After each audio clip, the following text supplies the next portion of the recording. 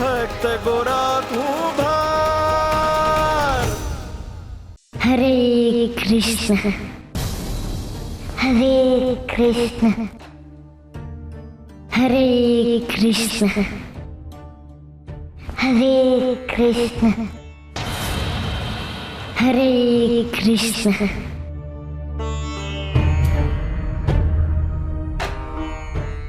ભાઈબંધ, હું તારો સાથ સાંભળી શકું છું, પણ તને જોઈ નથી શકતો.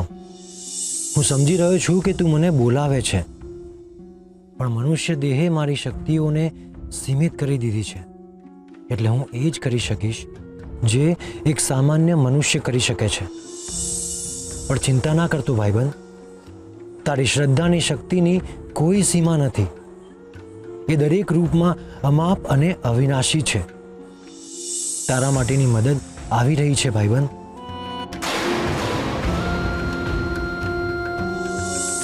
મનુષ્ય રૂપ ધરીને હું મારા ભાઈબંધની મદદ નથી કરી શકતો, પણ હું મદદ કરું કે ના કરું, એના શુદ્ધ કર્મો એની મદદ જરૂર કરશે.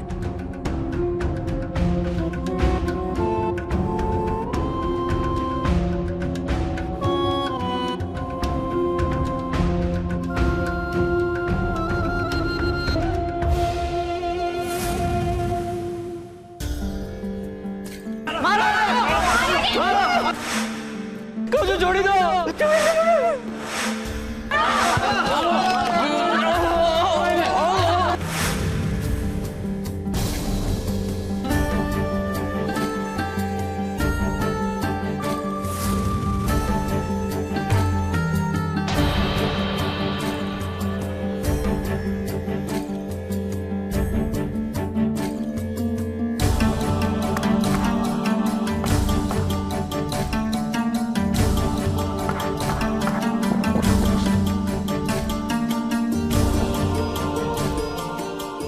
ભગત, આ શું કરી રહ્યા છો? જડીબુટી. હું જાણું છું તમારા મનના વિચારો ને વેદના બેયને. દેવી, પગલાભાઈ જે પાપ કર્યું છે ને એની સજા એમને ઈશ્વર આપશે. ગંગા છે ને હવના પાપ ધોઈ શકે છે, કારણ કે એ પોતે પવિત્ર છે. હાથમાં પાણું લઈને કોઈના પાપનો ન્યાય ન થાય દેવી. કંસને મારવા હાટું કૃષ્ણ જોઈ ભગલાભાઈને સજા આપવામાં હવે પોતાને જ માથે પાપ ઓઢી લીધું.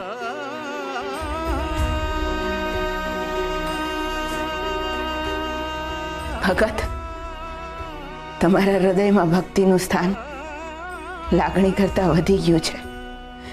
એમ મને લાગે છે. પોતાનું બાળક આ દુનિયામાં ન થયું.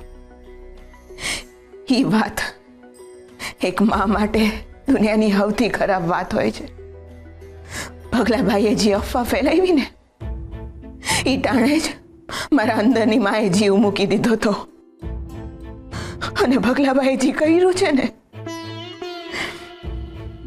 એની વેદના હજી એ મને અંદરથી વલોવી રહી છે. અને તમને એમની દયા આવે છે. થોડીક વાર માટે મને મનમાં થયું હતું કે ક્યાંક આ ટોળું ભગલાભાઈનો જીવ ન લઈ લે, પણ ભગલાભાઈ એમના જ કર્મોની સજા ભોગવી રહ્યા છે.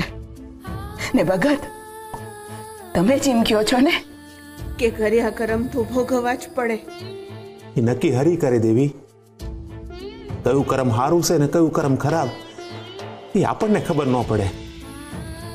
કોઈના કર્મની સજા નક્કી કરવાવાળા આપણે કોણ છે દેવી? અને આમે જે પીડા આપે એને પીડા આપી એ તો રાક્ષસી વૃત્તિ કહેવાય.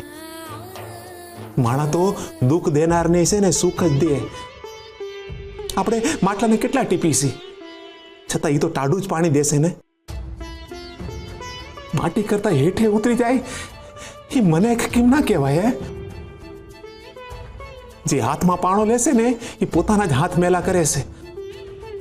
જે કોઈને રક્ષા કરે એની રક્ષા મારો હરી કરે દેવી. અને તમે માં પહેલા માણસ છો.